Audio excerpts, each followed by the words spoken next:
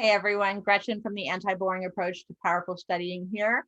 Just a disclaimer, I'm so sorry that my mouth hardware is going to make me lisp through this video, but there ain't nothing we can do about it. So I'm just charging on, and I thank you in advance for your patience and your love as I go through this whole restructuring process here. But today we're going to talk about the word anti-boring. Last week, I shared the origin story of why I started calling my study toolkit anti-boring. But today, I want to start sharing with you some ideas that I've been playing around with. These are really imperfect. They're not fully thought through, but I'm a verbal processor. I do well with an audience. So I thought I would practice thinking it through improvisationally with you all right now. So one of the ideas that I have been unpacking thanks to my anti-racism leadership coaching program that I just finished going through is that anti-boring might just be anti-oppression. Now, oppression is a huge concept. We're actually not going to fully unpack that right now in this video. But what I do want to say is that I am guessing, and there's more research I need to do about this. And if you actually have any resources to share with me, please send them along to Gretchen@GretchenWegner.com. I would love to hear them. But I really am starting to believe that boredom, the feeling of boredom, is a feeling of being shut down, right? Of being a little bit frozen, perhaps even in our nervous systems. And we are certainly not in full regulation. We are certainly not in a space of being open and curious and excited and playful. Instead, boredom is the opposite of all of that.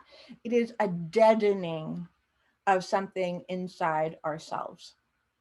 And I believe, or I'm coming to believe, that boredom is a very natural reaction to oppression.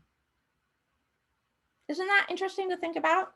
Boredom, I'll say it again, may be a very natural and perhaps even self-caring reaction to oppression in the environment.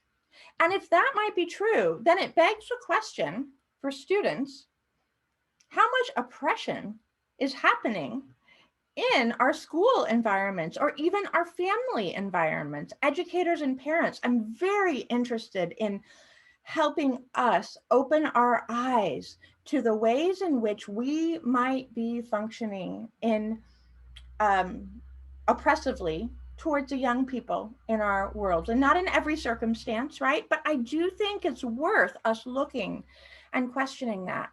I even think it's fascinating for those who I'm guiding and mentoring in our business building as we create academic coaching businesses. How does oppression function for ourselves? How do we allow ourselves to be oppressed by our businesses sometimes even? And how do we also project that, that oppression towards the students and families we work with? So it's a really rich question.